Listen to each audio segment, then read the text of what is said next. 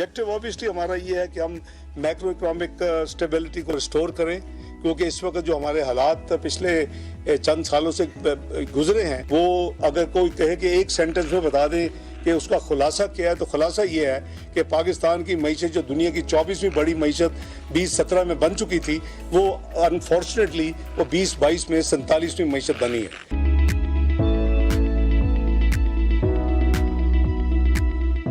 जहाँ तक IMF के अलावा हमने पूरी कोशिश की है, एट बहुत ह्यूज पॉलिटिकल कॉस्ट पे की है। इतने मुश्किल रिफॉर्म्स नई हुकूमत जो आती है 5 साल के मैंडेट लेके वो तो कर सकती है, लेकिन एक हुकूमत जिसको पता है कि 14 महीने उसके पास हैं, तो उसके लिए ये अच्छा खासा एक बहुत बड़ा चैलेंज जो है वो होता है कि हम क्या कितनी, लेकिन मैं समझता हूँ कि पाकिस्तान की खातर ये जो पॉलिटिकल कॉस्ट की सेक्रीफाइस की है, इट वाज वर्थ।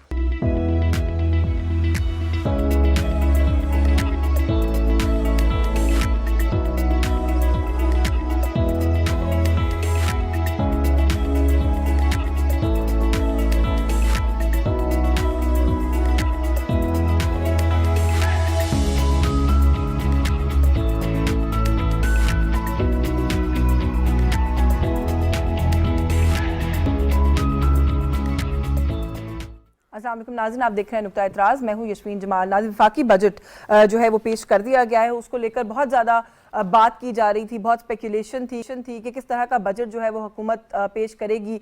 क्या जो इस वक्त नीड ऑफ द आवर है कि एक प्रो पीपल या पीपल फ्रेंडली बजट होना चाहिए, क्योंकि आवाम जो है उनको बहुत सारे माशी चैलेंजेस का सामना है। क्या हुकूमत उसमें कामयाब हो सकेगी कि नहीं हो सकेगी? तो जो ओवरऑल इस वक्त एक नक्शा हमारे सामने आ रहा है, जो चीज़ें इस वक्त जो ऐलानात किए गए हैं, बहुत सारे शोबों में जितना मुमकिन हो सकता है मैक्सिमम हद तक देखा गया है कि हुकूमत ने रिलीफ देने की कोशिश की है। अगर हम बात करें टैक्सेस की, कोई इजाफी टैक्सेस जो है वो डार साहब ने बार बार अनाउंस किया कि इस दफ़ा नहीं जो है वो आयद किए जा रहे। अगर बात की जाए डिफरेंट सेक्टर्स के हवाले से, यूथ को लेकर बहुत प्रो यूथ पॉलिसीज हमने देखा और प्रोग्राम्स उनका ऐलान किया गया। विमेन एम्पावरमेंट को लेकर भी जो है वो एक अच्छा प्लान और उसके लिए एक बजट जो है वो भी हमने देखा कि मुख्तस किया गया। जो वुमेन एंटरप्रेन्योर्स हैं उनको कैसे फैसिलिटेट किया जाएगा उसके हवाले से बात की गई। फिर ऑफकोर्स सरकारी जो मुलाजमीन हैं उनकी तनख्वाहें और पेंशन, ये एक सवाल होता है हमेशा जो पूरा दिन चलता रहता है कि क्या उसके अंदर कोई रिलीफ प्रोवाइड किया जाएगा। तो बहुत सब्सटैंशियल जो है वो इंक्रीमेंट्स इन दोनों शोबों के अंदर भी हमने देखा है कि वो अनाउंस किए गए। तो इन सब इशूज पर बात करेंगे। And at the same time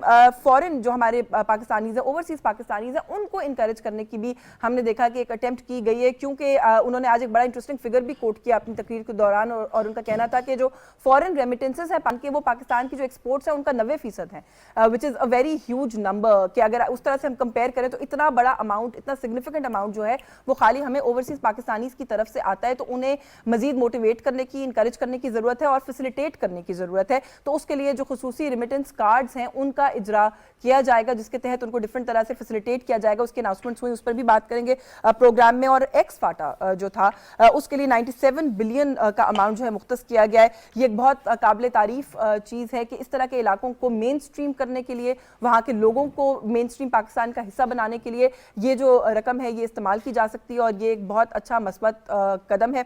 IT sector को लेकर भी बहुत बात भी होती रही, बहुत तनकीद भी होती रही कि इस खत्ते में हमारा अपना एक पड़ोसी मुल्क है जो कि IT सेक्टर से अपनी मईशत को कहाँ से कहाँ ले गया। हमारा फोकस उस तरह से, हुकूमत का फोकस कम से कम दिखाई नहीं देता। इस पर भी डार साहब ने आज एक बहुत दिलचस्प फिगर कोट किया कि पाकिस्तान में IT फ्रीलांसर्स जो है, अगर उनकी तादाद की बात की जाए तो पाकिस्तान दुनिया का दूसरा बड़ा मुल्क है जिसमें IT के शोबे में फ्रीलांसिंग होती है। तो इस शोबे को स्ट्रीमलाइन करने की जरूरत है, कुछ हद तक फॉर्मलाइज करने की जरूरत है। तो इस शोबे को SMEs यानी कि स्मॉल एंड मीडियम एंटरप्राइजेस का दर्जा जो है वो दे दिया गया है, जिसके तहत उनको बहुत सारी जो है वो रिलीफ और रिलैक्सेशन हासिल होंगी और फैसिलिटेशन भी उसी हिसाब से होगी। हमारे साथ जो मेहमान शख्सियात हैं तारुफ करवाते हैं और मजीद भी कुछ चीज़ें हैं। ऑफकोर्स हम कोशिश करेंगे कि इस महदूद वक्त में जितना हम बात कर सकें बजट पर वो करें। माहिर माशियात हैं और इनका तजिया तबसरा मैं सुबह से बहुत सारे चैनल्स पर सुन रही हूँ। आज हमने यहाँ पर भी ज़हमत दी है। डॉक्टर तलत अनवर हमारे साथ मौजूद है, बहुत शुक्रिया सर आपका, आप तशरीफ लाए, आपने वक्त दिया। Yet another senior economist educationist भी हैं, डॉक्टर नूर फातिमा ने हमें ज्वाइन किया, बहुत शुक्रिया आपका भी डॉक्टर साहिबा, thank you so much for your time. मैं डॉक्टर साहब सर आपसे गुफ्तगू कर लूँ। मैं हमेशा हर साल बजट ट्रांसमिशन में वैसे एक सवाल पूछती होती हूँ कि कहते हैं अवाम दोस्त बजट, अवाम दोस्त बजट क्या होता है? और आज का जो बजट है, जिस तरीके से मैंने देखा कि बहुत सारे शोबों में रिलीफ की तजावीज़ दी गई हैं, कह सकते हैं कि क्वालिफाई करता है as a pro people budget?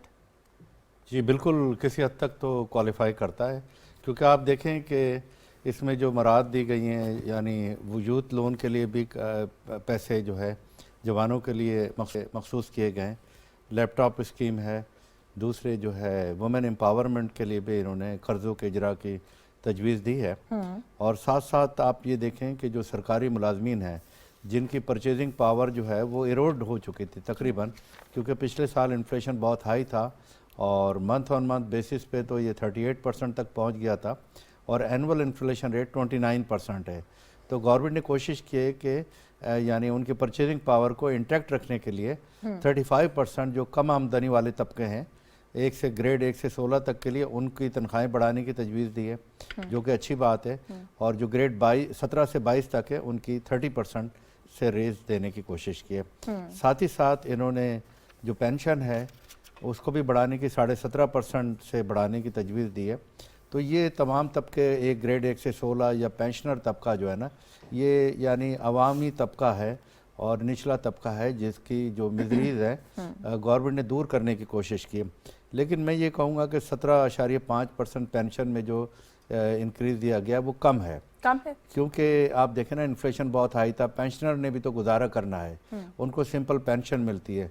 और ये होना ये चाहिए था कि जो नए रिटायर हुए हैं लोग 10 साल बाद रिटायर, 10 साल पहले जो रिटायर हुए हैं उनकी पेंशन बहुत कम है। उनकी पेंशन मिसाल के तौर पे 40-50 हज़ार रुपए और अब उसके जो अब रिटायर हो रहे हैं उनकी 1-1 लाख रुपए 1.5 लाख रुपए। तो यानी आप कह रहे ब्रैकेट्स क्रिएट करना चाहिए था। जो 10 साल पहले रिटायर हुए उनको तकरीबन 25% से कर देना चाहिए था और जो 10 साल बाद। Sir given the economic situation that we are in, इतनी फिस्कल स्पेस है, मैं तो समझती हूँ अभी भी मुझसे कोई पूछे तो शायद कुछ एग्जैजरेटेड रिलीफ नहीं अनाउंस कर दिए गए, मजीद की शायद मुमकिन ना होता। जी ये बात आपकी बिल्कुल दुरुस्त है, लेकिन मसला ये है ना कि अगर आप उनको थोड़ा ज़्यादा दे देंगे, जो रिसेंटली उनको कम देंगे तो बजटरी इम्पैक्ट कोई नहीं आएगा, रेवेन्यू का इम्पैक्ट नहीं आएगा। तो सिर्फ बात यह कि आप क्या समझते हैं कि 1 लाख रुपए वाले का अगर 17.5% 17,000 बनेगा, 17,500 50,000 वाले का इसका आधा बनेगा, तो इसलिए उनको ज़्यादा रेट से इंक्रीज, जैसे उन्होंने यानी सरकारी मुलाजमीन कम आमदनी वाले में किया है कि 30% और 35%, वही प्रिंसिपल यहाँ अप्लाई करना चाहते हैं। एक तो ये बात है। दूसरी बात ये कि मिनिमम वेज जो इंक्रीज़ की है 32,000 तक, वो अच्छी बात है 25,000 से, लेकिन मेरे नुक्ता निगाह से ये अभी भी कम है क्योंकि मिनिमम वेज का ताल्लुक गवर्नमेंट के सैलरी बजट से नहीं होता, ये प्राइवेट सेक्टर पे अप्लाई होती है। अगर आप देखें गवर्नमेंट ने जो पावर्टी लाइन अनाउंस की थी, ऑफिशियल पावर्टी लाइन थी, वो 3,030 रुपये थी गवर्नमेंट की पर एडल्ट, पर हेड कह लें, पर हेड 2013-14 की प्राइसेस में। 2013-14 की प्राइसेस से 3,030 रुपये को अगर हम अपवर्ड एडजस्ट करें तो तकरीबन 6,500 रुपये आजकल के प्राइसेस में पर हेड बनती है, पर कैपिटा। और पाकिस्तान में एवरेज हाउस होल्ड साइज जो है ना 6 है, तो इसे 6 से मल्टीप्लाई करें 6,500 तो तकरीबन ये 40,000 रुपये मिनिमम जो है ना रिक्वायरमेंट है एक फैमिली की, एक हाउस होल्ड की। जो एवरेज हाउस होल्ड पाकिस्तान में उसको कम से कम 40,000 रुपये चाहिए गुर्बत की लकीर से नीचे ना रहने के लिए, गुर्बत की ऑफिशियली अनाउंस्ड ऊपर ऑफिशियली अनाउंस। बिल्कुल आप सही कह रहे हैं, इन्फ्लेशनरी प्रेशर्स बहुत ज्यादा हैं और कुछ चीजें जो है वो शायद उनको कॉम्पेंसेट नहीं करती हैं। इस पे बात करते हैं क्योंकि जो हम अगर घरेलू इनकम की बात करें तो मुल्क की इनकम की भी हम बात करते हैं थोड़ा सा आगे चल के कि उसको लेकर क्या जो है इकदाम किए। मैं डॉक्टर साहिबा को गुफ्तगू में शामिल कर लूँ। एज एन एजुकेशनिस्ट आपके लिए तो अच्छा बजट था, हायर एजुकेशन के लिए 35 अरब रुपए कहा गया, एंडाउमेंट फंड अनाउंस किया गया कि जो अच्छे तालिबात हैं उनकी स्कॉलरशिप्स के लिए। तो एजुकेशन सेक्टर के ऊपर इस सिचुएशन के अंदर भी ये कहा जा सकता है कि हुकूमत ने फोकस अपना नहीं शिफ्ट किया। देखिए एजुकेशन सेक्टर आई थिंक बात 2 साल पहले ये बात हो रही थी कि एजुकेशन इमरजेंसी की ज़रूरत है, वो तो अब हम बात ये कर रहे हैं कि ठीक है, जिस तरह से उन्होंने एक अप्रोच रखी है डेवलपमेंटल टूवर्ड्स अदर सेक्टर्स, वो उन्होंने एजुकेशन की भी रखी है। लेकिन इस सारी डिस्कशन में, जैसे डॉक्टर साहब ने भी की है, इस सारी डिस्कशन के अंदर हमें एक चीज़ को माइंड में रखना है कि ये जो बजट आया है, ये जो फिगर्स हैं, जो भी एक अच्छी इंटेंशन के साथ जो उन्होंने दिया, इसमें अभी IMF की एग्रीमेंट कंप्लीट नहीं हुई, बिल्कुल नहीं हुई। They are watching it also for the first time, because मेरा एरिया ही IMF है तो मैं इसको बहुत किंगली भी वॉच करती हूँ। फॉर द फर्स्ट टाइम उन्होंने बड़ा डायरेक्ट बजट के टाइम के ऊपर स्टेटमेंट दी है और कल दी है उन्होंने कहा कि we are watching it, national newspapers we are watching it. Headlines थी कि पाकिस्तान जो है वो IMF की कीन वॉच में बजट यही जो है मैंने वो कहा, अनाउंस वो करने दे जा आर रहे हैं। वाचिंग इट, और ना सिर्फ ये कि बल्कि उसके बाद उनकी जितनी प्रोजेक्शन है वो आपके बजट के साथ उसको मैच भी होना है, उनको उसके मुताबिक भी उनको देखना है। फिर आपने छेड़ तो दिया it ये is issue, not तो just- इतना हाई हाँ, एक्सपेंडिचर बजट है, तो ये हम अच्छा, कैसे IMF इसमें के साथ देखिए ना, इसको फिर- इसमें जो इस वक्त बहुत ही पॉजिटिवली स्ट्राइकिंग चीज़ है वो है आपका डेवलपमेंटल बजट, जो कि मैं in the given circumstances as a political economist नहीं समझ रही थी कि जो आप कंटिन्यू कर लेते अपना प्रोजेक्ट्स वो ही शायद मुश्किल हो जाता। In addition to that at the federal level and the provincial level you have given 300 more projects, बहुत अच्छी बात है। I would go for it. Developmental sector जो है वो सबसे ज़्यादा हर्ट होता है when there is IMF agreement, और उसके होते हुए and there is a complete chaos kind of a thing, और उसके होते हुए हमने अगर ये कर लिया तो it's a very very positive sign and I would say good intention. लेकिन नहीं उसके वैसे साथ वो किसी IMF एग्रीमेंट किसी ग्रे एरिया में तो हमने ये कर लिया, अभी शायद वो उस तरह अभी से नहीं है। देखिए- मैं अगर आपको इंटरप्ट करूं, आई जी, कम जी, बैक टू यू। हमारे जी, साथ जी। इस वक्त टेलीफोन लाइन पर yet another senior economist doctor Khaqan Hasan Najeeb ने हमें ज्वाइन किया, स्काइप पे हमारे साथ मौजूद है। बहुत शुक्रिया डॉक्टर साहब आपका आपके वक्त के लिए। डॉक्टर साहब, क्योंकि मेरी और आपकी डिस्कशन अभी पिछले ही हफ्ते हुई, ये प्री बजट एक सेशन किया था मैंने आपके साथ अपने प्रोग्राम में, और आप उस वक्त कह रहे थे कि आई एम स्टिल होपफुल कि IMF माइट स्टिल कम इन, और ये शायद ये जो ऑन गोइंग प्रोग्राम है ये डिट्रैक्ट ना हो। आज के बजट के बाद भी सर आप अपने ओपिनियन पर कायम है, because it's such a high expenditure budget कि किस तरीके से IMF जो है वो इसको देखेगा, इसको रिसीव करेगा आपके ख्याल में? आई थिंक देखिए यशवीन, कुछ तो रद्दोबदल करेगा IMF इसमें, बिकॉज ये बजट अभी भी जो है ऑन दी एक्सपेंडिचर साइड कई चीज़ों में बहुत इंक्रीज है। मसलन just to say this, running of the civil government में 30% इस वक्त इंक्रीज करना आई थिंक शायद जस्टिफाइड नहीं था। आप खुद सोचिए कि अगर 18 से 22 के जो मुलाजमीन हैं उनकी तनख्वाह में अगर आप 30% इंक्रीज करेंगे, दीज आर प्रॉबेबली पीपल जिनको शायद इतना इंक्रीज नहीं देना चाहिए था। 1 से 16 आई एग्री आपको कर देना चाहिए था, और कोर इन्फ्लेशन जब मुल्क में 22-23% चल रही है तो शायद ये इंक्रीज ज्यादा है। इसी तरह आई थिंक अगर आप दूसरी तरफ भी देखें तो जो टैक्स का हदफ है 9200 का, इसमें भी बहुत गुंजाइश थी। थोड़ा सा आई थिंक IMF इसको भी प्ले करेगा, बट इसको ज्यादा करना चाहिए था, आप कह रहे हैं टैक्स हदफ को? श्योर। लेकिन सर मेरा सवाल तो ये है कि जो इस साल की टैक्स कलेक्शन थी वो 7000 बताई गई थी, टारगेट 9200 का रख दिया गया। टैक्स बेस के इजाफे के अंदर कोई इकदाम आपको मिले? लेकिन वज़ीर खजाना ने खुद कहा कि 7 लाख की बजाय हमने 9 लाख नए टैक्स पेयर जो हैं वो इस साल कर लिए हैं। अगर हमने ये कर लिए हैं तो इसका मतलब ये है कि फिर तो हमें टैक्सेशन की बेस बढ़ी हुई मिल रही है, और हमें ये जो सेक्टर्स हैं उन पे जाना चाहिए था। ये याद रखिए कि पाकिस्तान नॉर्मल सर्कमस्टांसेस में नहीं है। आई विश कि हम एक नॉर्मल सर्कमस्टांसेस में होते तो एक नॉर्मल रिएक्शन दे रहे होते। पाकिस्तान 3.9 अरब डॉलर के जखायर पे खड़ा है, IMF मस्ट है। PM ने बार बार ये बात कही है, मेरे से ज्यादा तो I think PM is concerned on this. दूसरी बात ये कि आपका बहुत बड़ा हुआ मार्कअप आपको पे करना पड़ा है। 7,300 अरब तो आपको मार्कअप ही देना है इस साल। So I think the rich have to come forward and pay up. मैं ये हमेशा कहता हूँ, इस वक्त जितनी मर्जी सख्ती करें, आप रिटेल सेक्टर पे करें, आप कैपिटल गेन्स ऑन प्रॉपर्टी पे करें, आप इमूवेबल प्रॉपर्टी पे टैक्स लगाएं, आप प्रोविंसेस को गए एग्रीकल्चर इनकम टैक्स में जाएं, आप प्रोग्रेसिविटी ऑफ टैक्स दिखाएं। देखिए वरना ये बात बनेगी नहीं। लेकिन ये तो तनकीद इस वक्त की जा रही है, बल्कि हमारे व्यूअर्स के लिए क्लैरिफाई कर दें कि अगर ये इस तरह से हुआ है, जितने सेक्टर्स आपने गिने, तनकीद ये की जा रही है कि एग्रीकल्चर को, रिटेल को, इन चीज़ों को तो टैक्स किया ही नहीं गया। इमूवेबल प्रॉपर्टी के ऊपर भी बल्कि जो टैक्स था ओवरसीज पाकिस्तानी का उसको खत्म कर दिया गया। जो अभी आप बात करें 800 अरब if I am not wrong नए जो टैक्स कलेक्शन थी वो इंक्रीज हुई थी जो पिछला फिस्कल ईयर था उसके अंदर, तब भी हमने अपना टैक्स कलेक्शन टारगेट मिस कर दिया और हमने फिर अगला टारगेट और भी एग्जैजरेटेड रख दिया।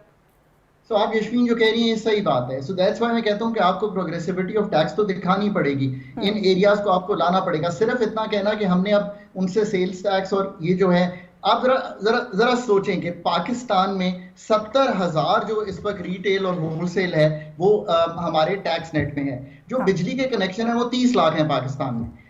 मतलब आप सोच सकती हैं कि कमर्शियल और इंडस्ट्रियल 30 लाख लोग बिजली ले रहे हैं और 70,000 टैक्स दे रहे हैं, फिर IMF के पास ही जाएंगे ना आप। कहने का मकसद यह है कि गवर्नमेंट के पास अब भी टाइम है, कुछ चीजों को रिव्यू करना पड़ेगा। लेट मी से a few good things.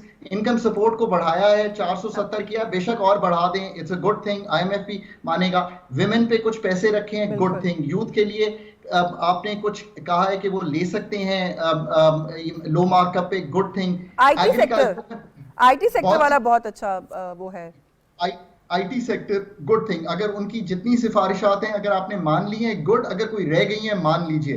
Agriculture पे आपने कुछ अच्छी चीजें की हैं, मैं बहुत बड़ा इसका प्रोपोनेंट हूँ, अच्छा किया है।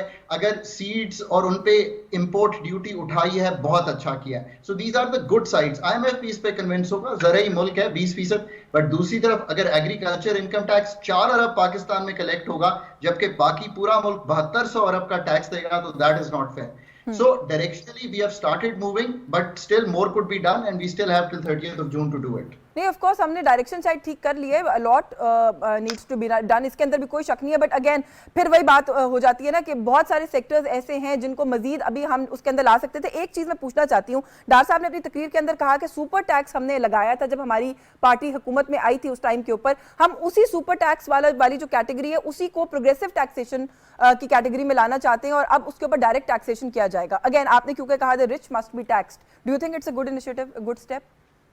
10% है सुपर टैक्स आई थिंक जो लगा हुआ है, उसको अगर मेन स्ट्रीम करना चाहते हैं तो ठीक है। बैंकों के मुनाफे जो है वो इस वक्त एब नॉर्मल हैं, और सोचिए कि उनको आप टैक्स कर सकते हैं। आई थिंक वहां से 400-500 अरब की अभी भी गुंजाइश है, बिकॉज वो गवर्नमेंट जितना बड़ा मार्कअप उनको दे रही है 7300 अरब का, तो उसमें काफी बड़ी गुंजाइश मौजूद है। आई थिंक उधर भी देखिए। बिल्कुल ठीक है, बिल्कुल ठीक है। सर डॉक्टर साहब, आप क्योंकि वो भी आईएमएफ की बात हो रही थी, डॉक्टर साहिबा से भी कंटिन्यू करूंगी डिस्कशन के इतना high expenditure budget, doctor Khaqan का ख्याल है कि आईएमएफ कुछ रद्दोबदल करके करवाएगा इसके अंदर, कुछ रद्दोबदल से बात बन जाएगी, या आपको लगता है कि अभी नियर फ्यूचर में IMF is not coming back? May be नहीं, देखिए अभी तो आईएमएफ का कोई पता नहीं है।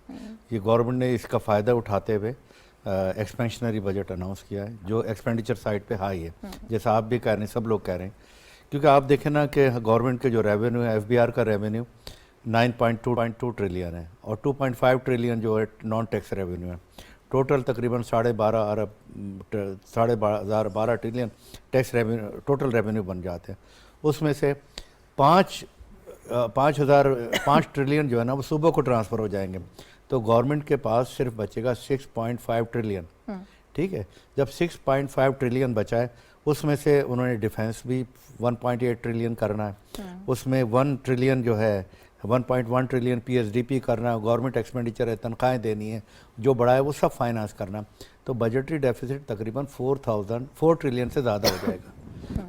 रफली कह लें कि जो 6.5%, तो आईएमएफ ने इस पर एतराज़ करना बिल्कुल करना। आईएमएफ ने उस वक्त आपको एडजस्टमेंट करना पड़ेगी, या तो आपको पीएसडीपी का एक्सपेंडिचर स्लैश करना पड़ेगा, कट डाउन करना पड़ेगा। पीएसडीपी का एक्सपेंडिचर बहुत एम्बिशियसली हाई है, मेरे नुक्ते निगाह से इतना एक्सपेंडिचर नहीं होना चाहिए था।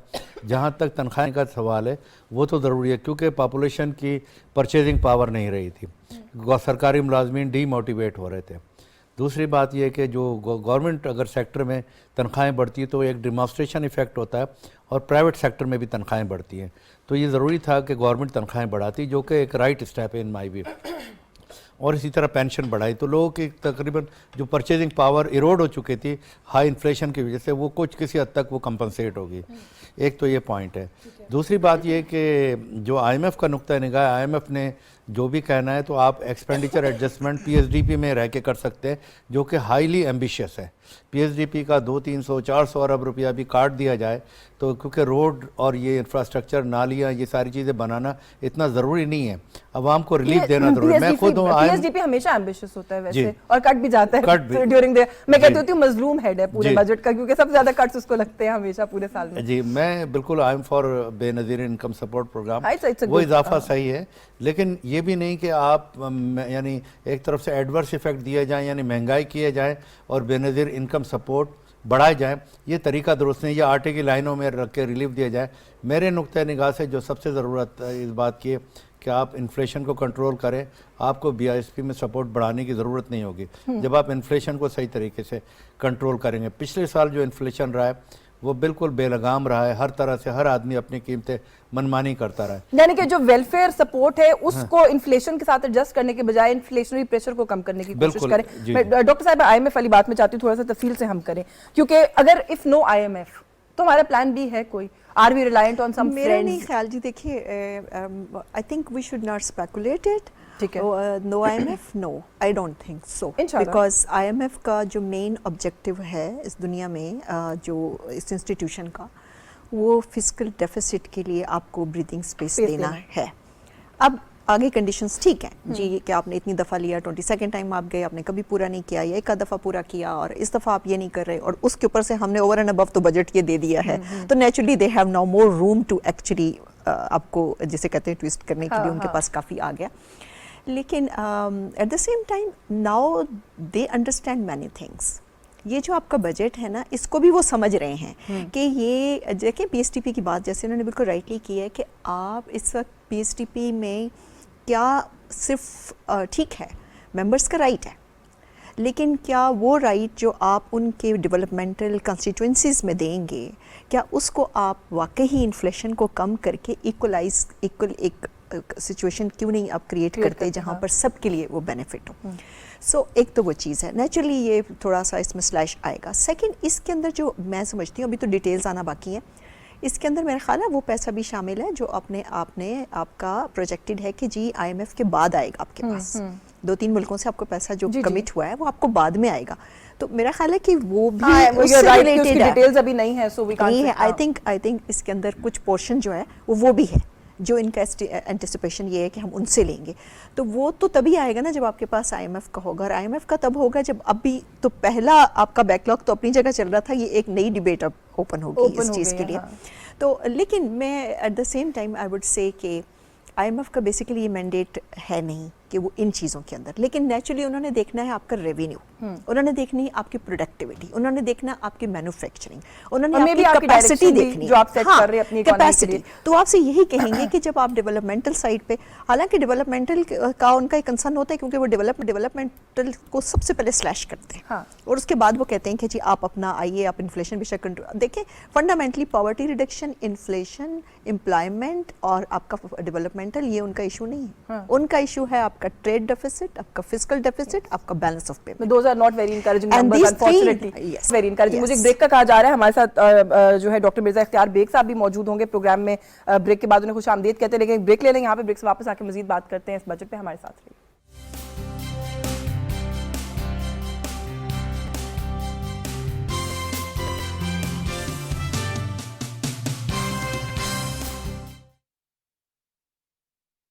परमानेंट मैग्नेट मोटर से 50% बिजली बचेगी। बदले हवा के रंग, रॉयल फैंस के संग। ये कौन संभालेगा? अब royal smart life time guarantee phone पे। रॉयल, साथ जिंदगी भर का।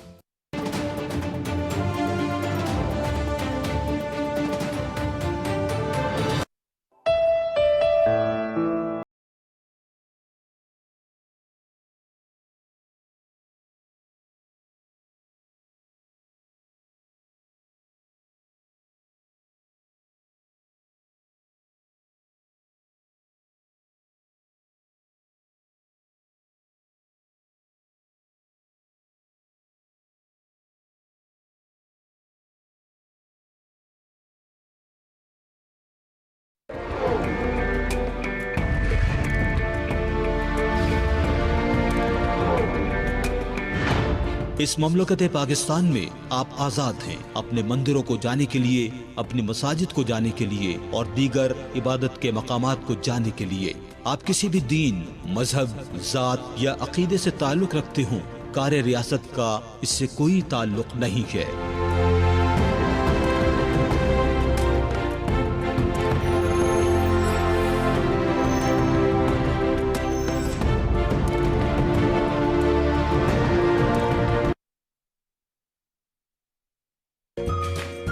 तरह तरह की जगहों के खाने बनाने का शौक है।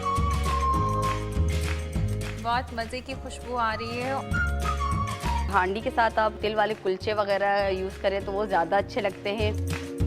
Very nice. पीटीवी अपनी रिवायात को बरकरार रखते हुए आपके लिए एक बार फिर से लेकर आ रहा है आप ही का पसंदीदा शो। बना रहे हैं लाहौरी तवा चिकन। हम सब कुछ अच्छा अच्छा आपको बनाना सिखाते हैं ताकि आपका दिन बहुत अच्छा गुजरे। तो इसको 15 मिनट्स लगेंगे तैयार होने में। फर्स्ट बॉयल आ जाएगा तो हम इसको स्लो फ्लेम पे लिड लगाकर रख देंगे। रिवायतों की लज़्ज़त सीजन 2 सिर्फ और सिर्फ पीटीवी होम पर।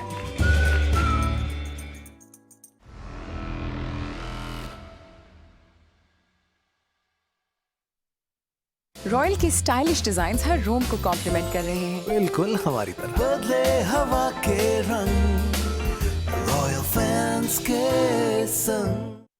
गर्मी में outdoor sitting, royal mist fan है स्मार्ट सोल्यूशन। रॉयल, साथ जिंदगी भर का।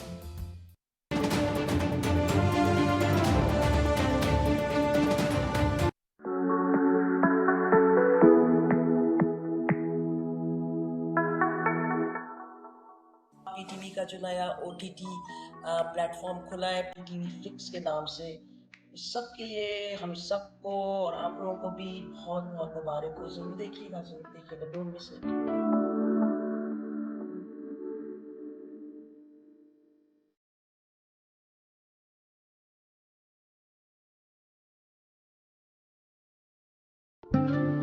आज इस दिन में मरवा देना था आपको। मेरा दिल ये काम 12 साल पहले ही निपटा चुका। तुम किसकी स्कूटर पर आए हो? वो अपने आलम भाई की। ये आलम अपना कब से हो गया? खालिदा की होते हुए मैं अपनी दोनों बेटियों की शादी के बारे में नहीं सोचती। आलम बड़ा अच्छा इंसान है, तुम उससे शादी कर लो।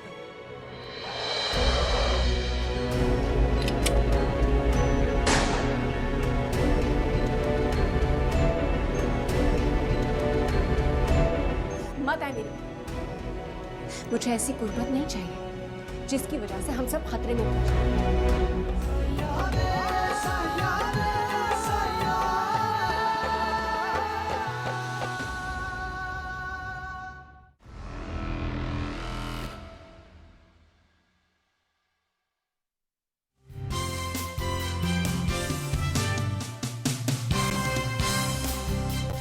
जी वेलकम बैक नाज़रीन। ब्रेक में जाने से पहले जैसा आपको बताया था कि डॉक्टर मिर्जा इख्तियार बेग भी हमारे साथ मौजूद है। बहुत शुक्रिया सर आपका, आपके वक्त के लिए। बजट को लेकर बड़ी स्पेकुलेशंस थी। अभी हम बात कर रहे थे थोड़ी देर पहले, यहाँ पे इंटरनेशनल मीडिया भी मॉनिटर कर रहा था और इंटरनेशनल मीडिया की लाइन ये थी कि IMF जो है वो बड़ा कीनली इस वक्त पाकिस्तान को मॉनिटर कर रहा है कि किस किस्म का बजट आएगा। एक हाई एक्सपेंडिचर बजट हमने देखा है कि अनाउंस किया गया है, किस तरह से आप देख रहे हैं इसे सर? देखिए, मेरे लिए तो काफी अनएक्सपेक्टेड था, क्योंकि मेरे हिसाब से फिस्कल स्पेस बिल्कुल भी नहीं थी और पेंशन में और सैलरीज में इजाफा होना था, लेकिन मेरे अपनी जो वर्किंग थी उसमें 30 और 35% बहुत ज़्यादा था। मैंने एक्सपेक्ट कर रहा था कि इतना स्पेस निकाल लेंगे, लेकिन सुना है कि इसके लिए पेट्रोलियम डेवलपमेंट लीवे बढ़ा रहे हैं 10 रुपये फी लीटर, और वहाँ से कोई 800 बिलियन एडिशनल जनरेट होगा, जो सैलरीज में और पेंशन में इजाफे को मोरलेस पूरा करता है। देखें, पहली चीज़ तो यह है कि अभी IMF की इसके ऊपर डेलिब्रेशन है। IMF की कंसल्टेशन बिल्कुल चाहिए और IMF से अप्रूवल चाहिए उन हदायत का जो हमने डिक्लेयर करें और ऐलान किया, और साथ साथ जो हमने बरात दी है, जो इंसेंटिव दिए हैं, वो IMF से अप्रूव होने, क्योंकि हमारे पास आमदन तो है नहीं। या तो हम अपनी आमदनी बढ़ाएं या खराजात कम करें, तीसरी चीज कोई नहीं है। लिहाजा आपने ये हो सकता है कि अगर हमने इतने एम्बिशियस एक अच्छा बजट बना के देखिए। मिर्जा इख्तियार बेग साहब, I am sorry, I have to interrupt you. आपकी आवाज का भी बल्कि आई रिक्वेस्ट द प्रोड्यूसर कि चाहे आपको टेलीफोन लाइन पर ले लें बट हम सुन सकें ठीक से। हमारे साथ in the mean time telephone line पर मौजूद है सीनियर सियासतदान है पाकिस्तान मुस्लिम लीग नवाज से आपका ताल्लुक है, फॉर्मर गवर्नर है सिंध के मोहम्मद जुबैर साहब। अस्सलाम वालेकुम सर। आई थिंक जुबैर साहब से भी राब्ता मुनक़ता हो गया, हम दोबारा राब्ता करने की कोशिश करते हैं। अच्छा डॉक्टर साहब, जहाँ पर हम IMF की बात कर रहे हैं और बहुत सारी ऐसी चीज़ें जो कि कंसर्न है हमारे लिए, वहाँ पर जैसे भी डॉक्टर खाकान बात कर रहे थे कि कुछ अच्छे इनिशिएटिव्स भी हैं, उन पर भी बात होनी चाहिए। IT सेक्टर को जिस तरीके से पहली दफ़ा फॉर्मलाइज करने की, उसको स्ट्रीमलाइन करने की कोशिश की गई है, कैसे देखते हैं इसे? जी बिल्कुल, ये काफ़ी यानी हौसला अफजा इकदाम है जो इन्होंने लिया है IT सेक्टर के प्रमोशन के लिए, क्योंकि अगर IT एक्सपोर्ट बढ़ेंगी तो पाकिस्तान का मसला हल होगा। इंडिया और दूसरे मुल्कों की रीजन में देखें IT एक्सपोर्ट बहुत हाई है, हमारी 1 या 2 बिलियन की IT एक्सपोर्ट है। एटलीस्ट जो है ना 5 से 7 बिलियन तक बढ़ाई जा सकती हैं 1-1.5 साल में। तो हमें जो मसला है IMF के साथ यही 5 से 7 बिलियन का है। अगर 5-7 बिलियन की हमारी IT एक्सपोर्ट बढ़ जाए तो फिर हमें IMF के यानी गैप यही रहता है। ये अगर हम कर लें तो हमें जाने की ज़रूरत नहीं रहेगी, फिर हम अपनी इकॉनमी को रीस्ट्रक्चर कर सकते हैं और हमें IMF की टफ कंडीशन जो है ना बर्दाश्त नहीं करनी पड़ेंगी। तो ये it is a step in the right उसको direction. Small and medium enterprise का दर्जा दिया, उसको जिस तरीके से टैक्स रिलीफ वगैरह दिया गया, आपको लगता है कि इनकरेज होगा? जी बिल्कुल, क्योंकि पिछले साल इन्होंने टैक्स लगा दिया था जो कि अच्छी बात नहीं थी। हाँ। जिससे जो IT एक्सपोर्टर्स थे बड़े डिस्करेज हुए थे। अब ये इन्होंने जो टैक्स हटाया है खत्म कर दिया और उनको रिलीफ दिया है तो बहुत अच्छा इकदाम है। इसके अलावा दूसरे मेजर्स हैं, नौजवानों जो मैं जिक्र कर चुका हूँ, यूथ के लिए, वुमेन एम्पावरमेंट के लिए लैपटॉप स्कीम है, ये तो कॉस्मेटिक हैं, ये ठीक किया इन्होंने। It is a step right direction, in the right direction. हमारे साथ मोहम्मद जुबैर साहब दोबारा मौजूद हैं, उन्हें अस्सलाम वालेकुम सर। जी सलाम। आपको मेरी आवाज आ रही है? बहुत शुक्रिया आपका आपके वक्त के लिए। मैं सबसे पहले आपने बजट ऑफ कोर्स सुना, हाई ऑन एक्सपेंडिचर बजट है, हमने देखा। कुछ लोगों का ये ख्याल है जो कि जनरली तनकीद करते हैं पाकिस्तान मुस्लिम लीग नवाज की इकोनॉमिक पॉलिसीज के ऊपर कि ये एक अटेम्प्ट थी एट अ पॉपुलिस्ट बजट क्योंकि इलेक्शन ईयर है। How do you respond to that? I think इसमें वो इतनी मंतक है नहीं, इसलिए कि अभी 1.5 महीना है, जुलाई 1 से बजट जब का इतलाक होगा, उसके बाद इस हुकूमत के पास सिर्फ 1.5 महीना है before the term of the assembly finish. तो वो 1.5 महीने में क्या पॉपुलिस्ट चीजें कर लें? सिर्फ जो चीजें अनाउंस की हैं जिसको आप कह सकते हैं पॉपुलिस्ट हैं, तनख्वाहें बढ़ाना गवर्नमेंट एम्प्लॉयज की या पेंशन बढ़ाना, वो कोई भी मेरा ख्याल है पिछले 1 साल में जिस तरह से इन्फ्लेशन रही है इतनी हाई, तो उसको कहीं ना कहीं तो कॉम्पेंसेट करना था ना। जब आपकी 10%, 12% भी इन्फ्लेशन होती थी या इवन सिंगल डिजिट में भी होती थी, तो हर साल तकरीबन 10%, 15% बढ़ाया जाते एम्प्लॉयज की सैलरी। अभी आपकी जो पूरे साल की जो कंसोलिडेटेड इन्फ्लेशन होगी वो तकरीबन 28 से 29% होगी। अब इतने हाई इन्फ्लेशन में आपने कहीं ना कहीं तो कॉम्पेंसेट करना है ना, ये तो फिक्स इनकम है। तो वो बोझ तो हुकूमत को बर्दाश्त करना था, but I think it's a good step. नहीं, लेकिन वो जो आप कह रहे हैं कहीं ना कहीं रिलीफ देना है, वो रिलीफ देने के लिए वो फिस्कल स्पेस, वो फाइनेंशियल कुशन भी तो होना चाहिए। मुझे ये बताएं कि ये रिलीफ तो हम समझते हैं कि जरूरी था, देना था, जैसे अभी आपने कहा। IMF ने किस तरह से आपके ख्याल में रिसीव किया होगा आज के बजट को? IMF का जो ऑनगोइंग प्रोग्राम है, आपको वो किसी सूरत बहाल होता दिखाई देता है, या नया प्रोग्राम भी फॉर दैट मैटर आप समझते हैं कि given whatever has happened today negotiate हो सकता है? देखिए, आज जो बजट है ना, उसमें जो IMF की एक्सपेक्टेशंस 100% तो नहीं मेरा ख्याल है पूरी होती है, but largely it fits in with the IMF expectation. चाहे वो सरप्लस है, प्राइमरी सरप्लस है जिस पर IMF ज्यादा फोकस करता है कंपेयर टू बजट डेफिसिट, तो उसके हिसाब से भी एक अच्छी फोरकास्ट है। इसी तरह से मसला ये है ना कि नंबर्स को बताना तो बड़ा आसान होता है कि जिसको इस तरह से कर देते। मसला ये है कि आपका interest rate for example 21% policy rate है इस वक्त, तो सबसे बड़ा जो बोझ है वो डेट सर्विसिंग में जो आप सूद आप कह सकते हैं, तो सूद तकरीबन 7,000 बिलियन से ज्यादा का होगा जो प्रोजेक्ट किया जा रहा है। ये जो फेडरल गवर्नमेंट की जो फेडरल नेट इनकम है, यानी कि जो टोटल टैक्स कलेक्ट करके जो सूबों को देने के बाद बचता है हुकूमत के पास, और नॉन टैक्स रेवेन्यू उसमें ऐड भी कर दे तो उससे भी ज्यादा सूद की रकम। तो सूद को पूरा करने के लिए भी कर्जा लेना पड़ेगा। ये पाकिस्तान का ये जो डेट ट्रैप है ना, तो आप कहते हैं क्लासिकल डेट ट्रैप, ये उधर हम हैं। अब जाहिर है अच्छा खासा बढ़ाया गया है टैक्स रेवेन्यू, क्योंकि यही कह सकते हैं ना कि टैक्स रेवेन्यू तो बढ़ाते। अब tax revenue in an economy जो ग्रो नहीं कर रही है, एक तो होता है ना कि इकोनॉमी एक्सपैंड कर रही है बड़ी फास्ट, तो उसकी वजह से खुद ब खुद टैक्स रेवेन्यू ज्यादा इकट्ठा होगा, तो वो तो इतनी इकोनॉमी ग्रो नहीं कर रही। दूसरा ये है कि अभी तक हमें इंपोर्ट्स को रोक के रखना है, बिकॉज हम करंट अकाउंट डेफिसिट इतना ज्यादा अफोर्ड नहीं कर सकते।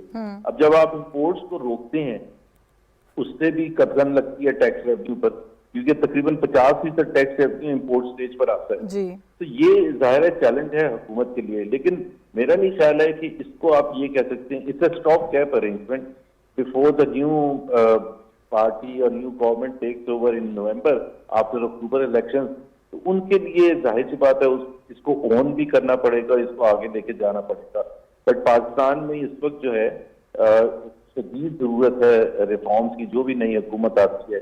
इस वक्त ये सारी चीजें हो नहीं सकती थी एक साल में, तो चाहे वो टैक्स रिफॉर्म्स हों, चाहे एनर्जी सेक्टर की रिफॉर्म्स हों, चाहे दूसरे एरियाज हों, जिसमें Pakistan is now in A position पे जहां चैलेंज को करना है। जहां IMF का सवाल था क्या IMF, वो तो मैंने बता दिया कि IMF आज भी हम मीट कर रहे हैं उनकी डिमांड्स को, तो इतना नाराज नहीं होगा IMF। आप नहीं होगा नाराज। चले, आपने जो है वो थैंक यू सो मच, क्योंकि आपने जो है वो बहुत हमारे जो कोई क्रॉनिक इश्यूज हैं इकोनॉमी के उनको भी आइडेंटिफाई किया, उस पर भी मैं कोशिश करूंगी अगर वक्त हुआ मजीद तो बात करेंगे। डॉक्टर इख्तियार हमारे साथ मौजूद हैं। सर, आप एक्सपोर्टर्स के रिलीफ के लिए भी इस बजट के अंदर बहुत सारी चीजें मैंने अभी देखा है कि की गई हैं। एक काउंसिल के क़याम की भी बात की गई है कि एक्सपोर्ट्स को फरोग देने के लिए कुछ तजावीज़ जो है वो उन पर काम किया जाए और वो किया जाए। डू यू थिंक कि ये जो कुछ हम करते हैं एक्सपोर्ट को बढ़ाने के लिए, हर साल हम बात करते हैं और डिबेट करते हैं इसके ऊपर, ये काफी है? क्या हमें फर्दर डाइवर्सिफिकेशन के ऊपर गौर करने के लिए आपको नहीं लगता कि जरूरत है? हम एक्सपोर्ट्स को बढ़ाने के लिए भी इंपोर्ट डिपेंडेंट हैं, हम रॉ मटेरियल प्रोड्यूस करने के ऊपर फोकस नहीं करते। डोंट यू थिंक कि हमें उन एवेन्यूज को भी एक्सप्लोर करने की जरूरत है? ये कॉस्मेटिक सी चीजें हैं जो हम हर साल कर देते हैं, लेकिन उसका आपको लगता है कोई सब्सटैंशियल इंपैक्ट आता है फिर? देखिए यशवीन, ये तो कोई बुरी बात नहीं है कि हम एक्सपोर्ट के लिए इंपोर्ट करते हैं। दुनिया में बहुत ममालिक हैं कि जो इनका एक्सपोर्ट इंपोर्ट बेस है, रॉ मटेरियल वो इंपोर्ट करते हैं, उसमें वैल्यू एडिशन करके वो एक्सपोर्ट करते हैं, तो ये कोई इशू नहीं है। मैं ये समझता हूँ इस बार जिन एरियाज को टच करना था, जिन एरियाज को रिवाइव करना था, जिन एरिया को इम्पोर्टेंट और प्रायोरिटी देनी थी, वो तमाम एरियाज जो हैं वो उनको प्रायोरिटी दी गई है। देखें IT सेक्टर, कब से हम कह रहे थे कि इसमें इतना पोटेंशियल है, 150 बिलियन इंडिया करता है एक्सपोर्ट, हमारी 2 बिलियन से ज्यादा नहीं है। ना हमें मशीनें चाहिए, ना गैस चाहिए, ना इसके लिए बिजली चाहिए, इसके लिए हमें महारत और कंप्यूटर चाहिए हमें। तो हमारे नौजवान और यूथ जो हैं और इंटरनेट का जो हमारा नेटवर्क है वो one of the best in the region है। मुझे बड़ी खुशी है कि फोकस करके और शॉर्ट टर्म टारगेट $4.5 बिलियन का रखा है, $2 बिलियन के इजाफा, विच इज नथिंग। इसी तरह इन्होंने ज़राअत के सेक्टर को इम्पोर्टेंस दी है जो निगलेक्ट हो गया था। हमारा पाकिस्तान की स्ट्रेंथ ही है ज़राई सनती पाकिस्तान। हम ज़राअत से जो चीज पैदा करें उसको सनत में इस्तेमाल करें। हमने इसको बुला दिया था, पाकिस्तान को ट्रेडिंग स्टेट बना दिया था। मुझे खुशी है कि इस बजट में फाइनेंस मिनिस्टर साहब ने ज़राअत के शोबे के रिवाइवल के लिए ज़राई मशीन पे ड्यूटियां, टेक्सटाइल के ऊपर, बाकी तमाम चीजों के ऊपर, ताकि इनका कोहेरेंस बन कर सके। आपको ये बात ध्यान में रखनी है कि जो चीज हमारी स्ट्रेंथ है पाकिस्तान की, वो एक ज़राई सनती पाकिस्तान है। उस स्ट्रेंथ को हम कंप्रोमाइज कर ही नहीं सकते। या करेंगे तो हम गलत रास्ते की तरफ चले जाएंगे। ट्रेडिंग चीजें बता दी जो आपके लिए हाईलाइट है इस बजट की। मेरे पास वक्त थोड़ा महदूद है डॉक्टर साहिबा, मैं पूछूं कि हाईलाइट क्या है आपके लिए इस बजट की? ठीक है, वी अंडरस्टैंड कि हम बड़े प्रेशर्स के अंदर ऑपरेट करने वाली इकोनॉमी है, लेकिन उन प्रेशर्स के अंदर रहते हुए क्या ऐसा किया जो आपके लिए हाईलाइट है? मेरा ख्याल है ये सर्विसेज सेक्टर में, खासतौर पे IT सेक्टर में, देखिए इस वक्त डिजिटाइजेशन का दौर है। इससे हम अपने बहुत सारे प्रेशर कम कर सकते हैं, business cost of doing business कम हो सकता है। डिजिटाइजेशन में आपका हेल्थ सेक्टर में रिमार्केबली चेंज आ सकती है, रेवोल्यूशन आ सकता है, एजुकेशन में रेवोल्यूशन आ सकता है। और इसमें फिर वही है कि आपको बहुत ह्यूज मशीनरी नहीं चाहिए, आपको बहुत बड़ी लैंड नहीं चाहिए, आपको ब्रेन चाहिए जो आपके पास। आप देखिए कि दुनिया में IT के एक्सपोर्ट कितनी हो रही है, IT के एक्सपर्ट्स की एक्सपोर्ट आप प्रोड्यूस करें और फिर उसको एक्सपोर्ट करें और अपने लिए यूज़ करें।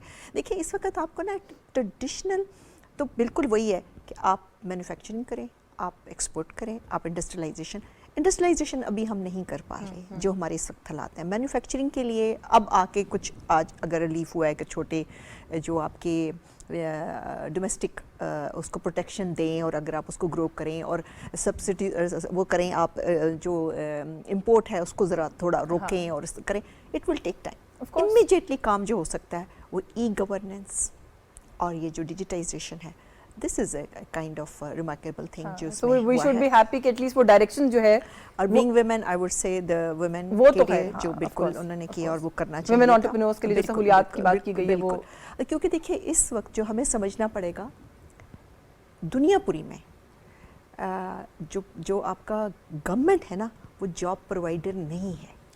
और जितने यूथ आप निकाल रहे हैं हमें उन्हें समझाना है कि government will not give you employment आपको जनरेट करनी है और आपको दूसरों को एम्प्लॉय करना। हाँ, और लोग बच्चे बहुत इमेंसली टैलेंटेड हैं। Exactly. हमारा तो सबसे बड़ा, और ये डिजिटाइजेशन आपको बहुत हेल्प हमारी तो सबसे बड़ी स्ट्रेंथ हमारी डेमोग्राफी है। जितनी यूथ है हमारे पास, हमें तो उसको अपनी स्ट्रेंथ बनाने की जरूरत है। डॉक्टर साहब, आपके लिए क्या हाईलाइट है? इसमें एक तो एक सुपर टैक्स को मेंटेन किया गया है जो लगाया था 10%, कह रहे हैं कि उसको प्रोग्रेसिव टैक्सेशन में लाएंगे। दूसरी बात ये कि कमर्शियल जो इंपोर्ट्स हैं उन पे इंपोर्टर्स पे विद होल्डिंग टैक्स लगाया गया, विद होल्डिंग इनका, जो कि राइट स्टेप है। तीसरी बात ये कि लिस्टेड कंपनीज पे टैक्स जो है ना वो कम किया गया है, हाँ। और जबकि नॉन लिस्टेड पे बढ़ाया गया है। ये इंपॉर्टेंट बात। एक बात और मैं जिक्र करूं कि जो हमारे जो रॉ मटेरियल है, इनपुट है, जो स्पेशली एक्सपोर्टर्स की, उन पे जो ड्यूटी ड्रॉबैक है वो बिल्कुल किया गया है और वो बहुत लेट होता है, और इसलिए उनको टाइम पर रिटर्न देना चाहिए। अगर लेट होगा तो एक्सपोर्टर्स की कॉस्ट ऑफ प्रोडक्शन बढ़ जाए, कॉस्ट ऑफ इनपुट बढ़ जाएगी और उनकी कॉस्ट पे असर पड़ेगा, तो वो कंपेटिटिव नहीं रहेंगे इंटरनेशनल मार्केट में। तो ये राइट स्टेप है कि उनको टाइमली ड्यूटी ड्रॉबैक दिया जाए। इन रिफंड्स को लेकर वैसे हर साल ही बात होती है, बट फिर भी शिकायत एक्सपोर्टर्स जो है उनकी रहती हैं। मेरे पास वक्त खत्म हो गया, वरना मैं मजीद इस पर जरूर बात करती। अगले कुछ दिन इस पर बात होती रहेगी, आपको फिर भी ज़हमत देंगे। बहुत शुक्रिया आपका डॉक्टर तलत अनवर प्रोग्राम में शिरकत के लिए। Doctor Noor Fatima, thank you so much for your time. Doctor Mirza Ikhtiyar bag के शुक्रगुजार हैं। डॉक्टर खाकान हसन नजीब हमारे साथ रहे। मोहम्मद जुबैर साहब ने हमें ज्वाइन किया, उनके भी शुक्रगुजार हैं। बजट ओवरऑल अगर कहा जाए, it's a pro people budget, इसको कहा जा सकता है। बट अगेन जो एक्सपर्ट्स हैं उनको बहुत सारे कंसर्न्स हैं कि किस तरीके से हम जो हमारे इस वक्त के मामलात हैं, जो फिस्कल प्रेशर्स हैं, उनको कैसे डील करेंगे इस बजट की इंप्लीमेंटेशन के लिए। वक्त खत्म हो गया प्रोग्राम का, वरना मजीद जरूर बात करते हैं। यशमीन जमाल को इजाजत दीजिए। अल्लाह हाफिज़।